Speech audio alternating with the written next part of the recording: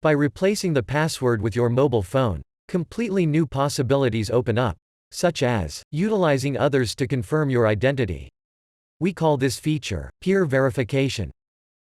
Let's illustrate it on the example. Let's say I forgot my PIN code. I will reset it directly from the mobile application.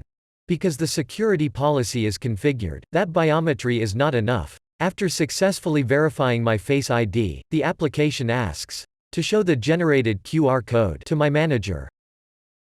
My manager needs to scan the QR code from the display of my phone, verify that I am really who I claim to be, and confirm it by providing his authentication factors on his phone.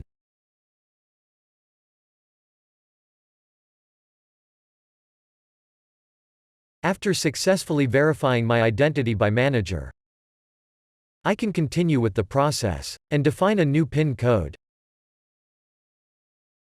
Your manager might not always be physically present at the same location as you are. So what then? Let's try to reset the PIN code again.